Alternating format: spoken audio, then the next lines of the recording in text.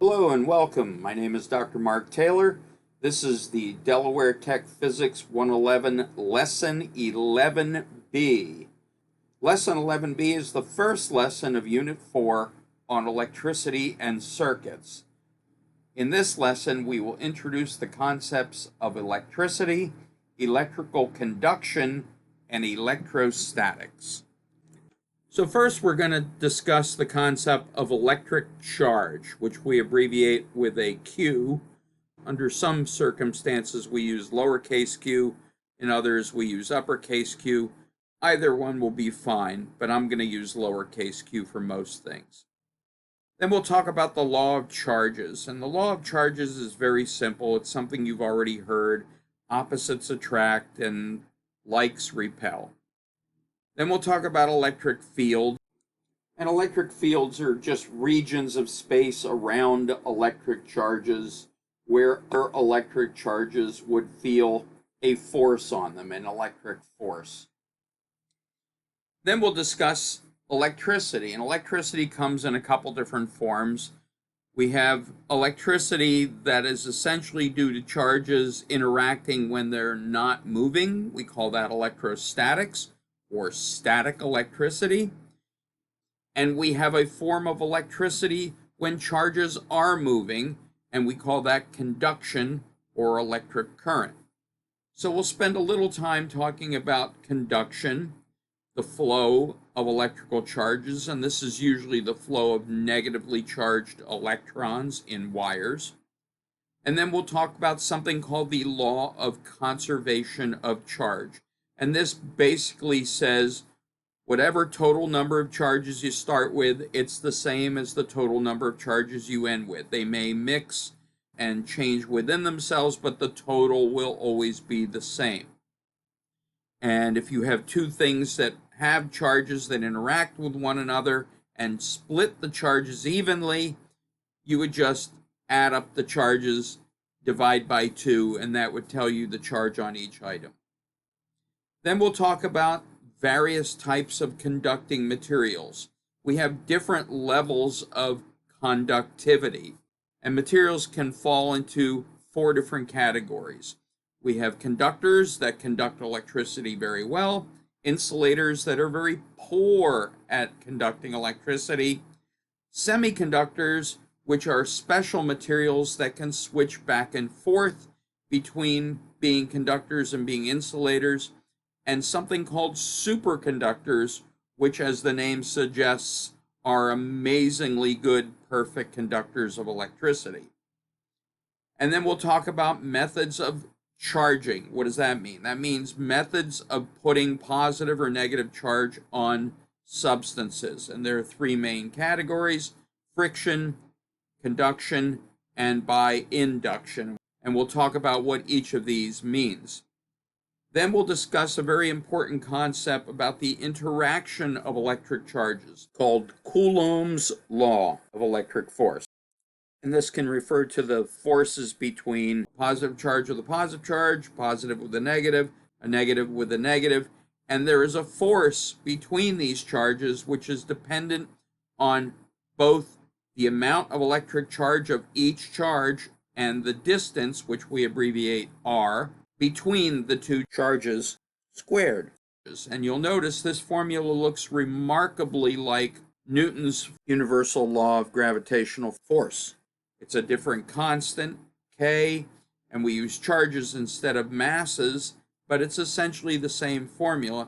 And then we'll do a few practice problems using Coulomb's law. And as always, there's an answer key at the end. So let's talk about electric charge. So electrical charge is a fundamental characteristic. In other words, it's a basic property of a substance that describes the electrical properties of that substance.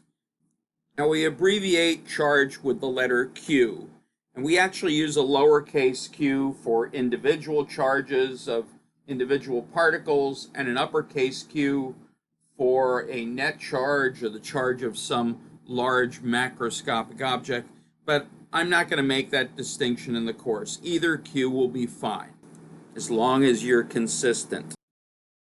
And charge is what allows particles to interact with electric and magnetic fields. So particles and substances have a whole variety of different possible properties. Mass, volume, if we're talking about very small particles within an atom or even smaller, we have properties like spin and some other things that are far too advanced for this course. But charge is one of those properties, and charge comes in two versions: positive charge and negative charge. Now, why positive and negative? Because somebody just had to name the two opposite versions of this property, and they just named one of the versions positive and one of the versions negative. And you might guess that person was Benjamin Franklin. And there are some particles and some materials that don't have any charge, and those we would refer to as neutral or uncharged. But positive charges and negative charges are what allow particles and substances to interact with both electric fields and magnetic fields. And if you were taking a more advanced physics course, we would actually refer to this as an electromagnetic field, one double field. Now, I use the term subatomic particle. That just means a particle that's smaller than an atom. And we're only going to talk about the subatomic particles that you actually find in atoms. Those are electrons, protons, and neutrons. Well, the electron has what we call a fundamental charge of -1. It has a single negative charge. A proton possesses a single positive charge, so it has a fundamental charge of +1. And neutrons, as the name suggests, are neutral, so they have zero charge. They have no charge to them. And when you have a neutral atom, that just means that there's no net charge. There's no overall charge to the atom. The atom is electrically neutral, but it doesn't mean it doesn't have charges in it. It has a certain number of electrons and a certain number of protons, and the electrons are your source of negative charges, and your protons are your source of positive charges. And when those two are the same number, when the number of electrons equals the number of protons, the atom is neutral. So you add up all the negative charges, they should be equal to all the positive charges to make a neutral atom. And this is true of any substance. Any substance that's neutral will be composed of a lot of negative charges and a lot of positive charges. But if the substance is neutral, the number of negative charges must be exactly equal to the number of positive charges. If the object possesses a charge, in other words, it's not zero, it's some positive number, some negative number, that means there's an imbalance in the number of protons and electrons. You either have more protons than electrons or more electrons than protons. And because we don't typically lose protons in atoms, but we can lose or gain electrons, the loss or gain of electrons is really what controls the overall charge of the atom. So if you have extra electrons, that's extra negative charges, so the object will have a negative charge. Missing electrons means missing negative charges, and therefore the object or the atom will have a positive charge. And this is important to know when you're talking about objects in physics, but it's also important to know when you're talking about atoms that become ions in chemistry. So charges, positive and negative, are the ultimate source of all electric forces, which we abbreviate capital F for force with a subscript of little e, and all electric fields. These are produced by charges, and the interactions are with other charges. All right, let's talk about a fundamental property of charges called the law of charges. And most of you will already recognize this law. You may have heard it in everyday speech and everyday English, that opposites attract and likes repel. You might not have heard the likes repel, but you may have heard the opposites attract. Well, in terms of electrical charges, opposite electrical charges, in other words, if one is positive and one is negative, or one is negative and one is positive, they will be attractive. Like charges, in other words, a positive and a positive, or a negative and a negative, will repel. Charges do not want to be near charges of the same type. They will repel, but they are attracted to the opposite charge, and that is the law of charges. We have a unit for charge called the coulomb, and the coulomb is abbreviated with a capital C. It's always a capital C. Now, a coulomb of charge is not the same as what I referred to earlier when I was talking about an electron having a fundamental charge of -1, or an elementary charge of -1, and a proton having a fundamental charge or elementary charge of +1. A coulomb is a much, much larger unit of charge. It's not just one fundamental unit of charge, one elementary unit of charge. It's a gigantic number of charges.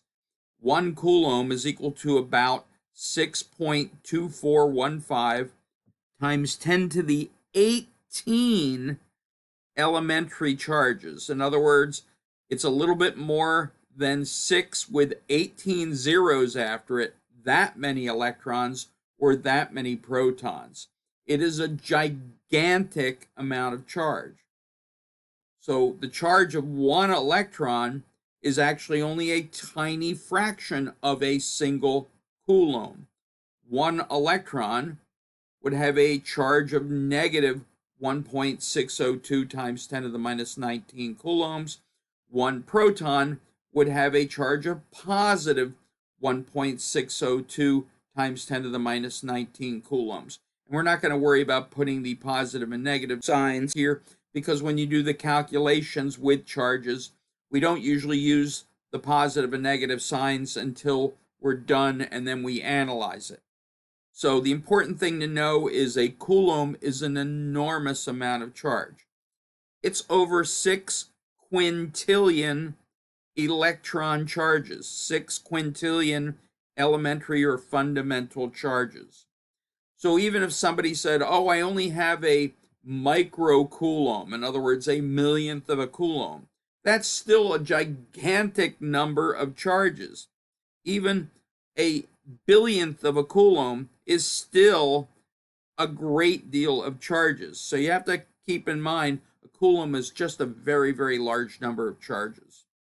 All right, let's talk about a phenomena that all charges produce, known as electric fields. Well, what is an electric field? Well, you can think of it as an aura that surrounds any charge, a positive charge or a negative charge. It's the region of space, the volume of space, the area of space around one charge that describes how it would influence another charge that happens to be nearby. The electric field is also a measure of force per charge at any position near the other charge. So we use arrows to represent this invisible field surrounding all electrical charges, and we write it with arrows pointing away from positive charges, always, always, always, and the lines, the field lines, pointing towards negative charges, always, always, always. So when you draw it, the field lines go out from a positive charge, they go into a negative charge. So we draw these as arrows pointing out from a positive charge, or arrows going into a negative charge. And the closer you are to the charge, the stronger the field, and we represent that by tighter packed lines, more field lines. So if you look at some of these drawings, you'll see examples of hand-drawn versions of the electric fields around different charges. This first charge is a positive charge, So the field lines are all pointing outward from it. Versus this charge over here, which is a negative charge, and you see all the field lines pointing in. So if you've got individual charges, drawing the field lines is very easy. You draw them out from a positive charge, you them in to a negative charge. Now, why do we do that this way? The reason is when Ben Franklin first named the charges, the two kinds of charges, positive and negative, he didn't have any information, but he randomly guessed that it was the positive charges that were doing most of the movement. And we now know it's negatively charged electrons that are doing most of the movement in most types of electricity. So we do this to represent what would happen to a second charge that happens to be a positive charge. So if I have another positive charge out here, it's being repelled by the positive charge. But if I have a second positive charge out here near the negative charge, it's going to be attracted and pulled in. So these field lines are meant to represent what would happen to a second charge that happens to be positively charged. And you can draw various patterns, and I'll move this up so you can see the different patterns here. If you have a positive charge next to a negative charge, so on the left is a positive charge, on the right is a negative charge, you see the field lines all come out of the positive charge, and they would come out as straight lines, and all the field lines are going into the negative charge, and they would go into it as straight lines, but because these two sets of field lines are together, they add up, and you end up with what look to be curved lines, where the lines coming out of the positive curve back into the negative if they are close enough. And if they're straight ahead, they just go directly to the negative charge. And if they're too far away, they just continue to go out from a positive or go into a negative. And you can practice drawing these. We're not going to make you draw these in any kind of detail, but you should know they go out from all positive charges, they go in to all negative charges. There are certain devices called capacitors, in which case you essentially have a wall of positive charges and a wall of negative charges that are built up in some electrical circuit. And in this case, the field lines are pretty easy. They just go straight from the positive charge to the negative, positive, the negative, positive, negative, and they're essentially straight lines from one side to the other. But what if you have two charges that are the same sign, two positives or two negatives? Well, if there are two positives, all the lines have to go out from the positive. So in this case, we have an example of a strong positive charge here and a weaker positive charge here. It has less positive charge. So the less positive charge one has less field lines coming out of it, but all the lines are pointing out from the charges. They are positive charges. They're always pointing out. So what happens when they start colliding? Well, they just avoid each other and repel outward. In the case of two negatively charged objects, the field lines all come in, and that's easy to draw on the sides. But what about in the center? Well, the center, they still go in, but they avoid hitting each other. So the field lines never cross. They are always avoiding one another, but they are always going into a negative charge and always coming out of a positive charge. And the second thing to remember, as I mentioned already, is when field lines are packed close together, and you'll see that whenever you are close to a charge, the lines are packed together, that's when the field strength is large. When the lines are further apart, when you get outward, if you look at the outer edges of each of these drawings, the field lines spread out, the field is weaker. So interactions between charges are stronger, whether they're attractive or repulsive. They're stronger when the charges are close together, and they are weaker when the charges are further apart because the field lines have spread out. The field is weaker, and the force will be weaker, because these field lines are really telling you how strong is the force on either charge. Remember Newton's third law. But that field strength and those forces will depend on where it is in that field. All right, we've been talking about electric fields, and let's talk about something you're a little more familiar with, actual electricity.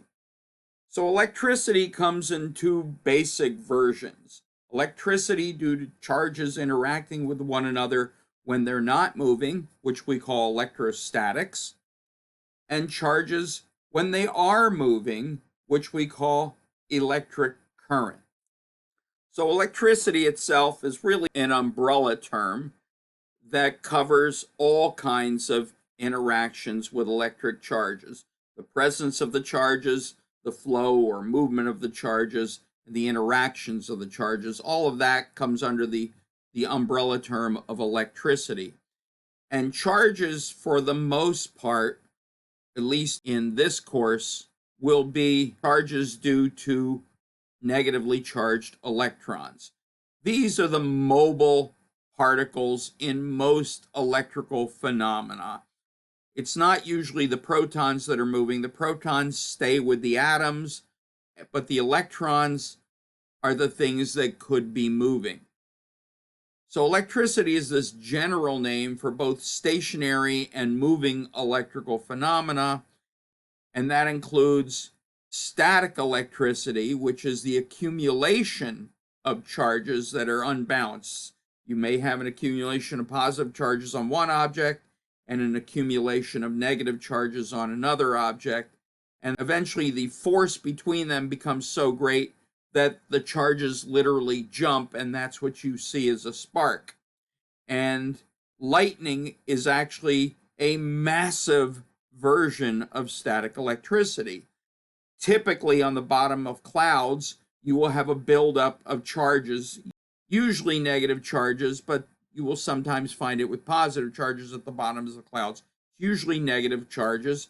And as a result, you end up with a buildup of positive charges on the ground, usually on the tops of buildings and trees that are closest to the clouds. And then eventually the force between the two gets so great because the buildup of the charge is so great that the charges leap from one location to another, and you end up having this discharge of static electricity on a massive scale, and we call that lightning. To be more accurate, we don't actually see this discharge of static electricity.